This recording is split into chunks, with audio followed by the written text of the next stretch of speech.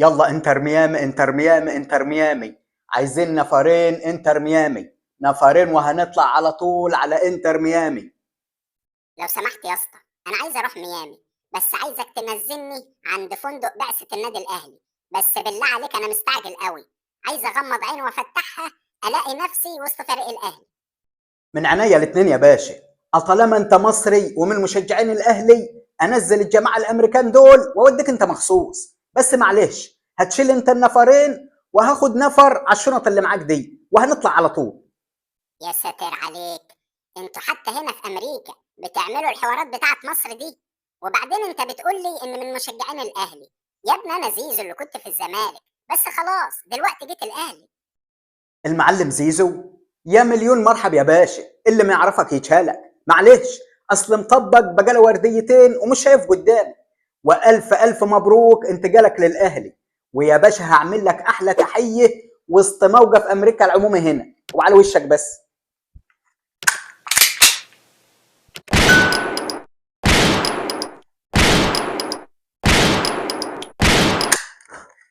حبيب قلبي تسلم، ربنا يبارك فيك. يا سلام، الحمد لله. من ساعة ما مضيت للأهلي وكل حاجة في حياتي بقت ماشية زي السكينة في الحلاوة. ده أنا كنت خايف قوي إن أنا أجي أمريكا هنا وأتوه ولا حاجة. قوم شوف سبحان الله، أقابلك وكمان ترحب بيا وتضرب لي نار في وسط أمريكا. ده اقل واجب يا استاذ زيزو. داني لو اطول اذبح لك عجل هنا كنت عملت كده، بس للاسف هنا بياكلوا كلاب وخنازير بس. المهم انت بالصلاة على النبي وشك نور وفتح كده من ساعه ما جيت الاهلي، تقولش عريس جديد. يا عم الحمد لله، ده أنا كنت في كابوس ما يعلم به غير ربنا. ده أنا لحد ما مضيت العقد في الأهلي كنت حاسس إني بحلم، وحسيت كده إن الدم بيمشي في عروقي وطلع على دماغي. من الآخر كده حسيت إن إنسان جديد في أول يوم العيد.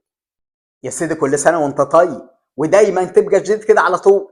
بس الناس بتقول انك لو كنت في الزمالك دلوقتي كنت كسبت معاهم كاس مصر، وكنت تقعد تجري بالكاس انت وشيكاباله وتعملوا احتفال البوكس ده، وكنت خدت لك يعني مكافأة حلوة كده معاه. يا عم بلا الكاس بلا شيكابالا، خلاص ده كان زمان. وعلى رأي الفنانة ليلى مراد، كان ده فعل ماضي ما تسيبه في حاله. وزيزو في الأهلي وعايز يروق باله. ده لو كان الزمالك هياخد كاس العالم للأندية وعايزيننا معاهم، لا يا سيدي يفتح الله، ده أنا ما صدقت أنفد بجلدي. كاس العالم للأندية ايه بس اللي ياخده الزمالك يا استاذ زيزو؟ ده انت قعدت يجي 6 ولا 7 سنين في الزمالك ما رحتش كاس العالم للأندية، واول ما مضيت للاهلي هو اسبوع واحد وهتلعب اول ماتش في البطولة دي، وكمان قدام الفريق بتاع الواد ميسي.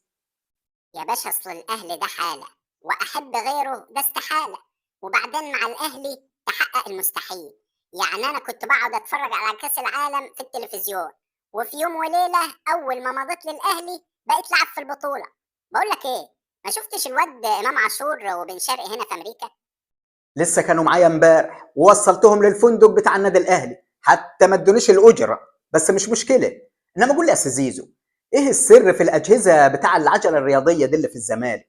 كنت بتتدرب عليها انت وامام عاشور وبن شرقي، وانتوا الثلاثه سبتوا الزمالك ورحتوا الاهلي.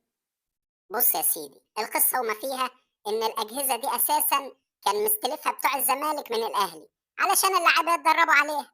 فطبيعي إنها تديك باور وحب للأهلي، فأي حد كان بيتدرب عليها يلاقي نفسه راح يمضي للأهلي على طول.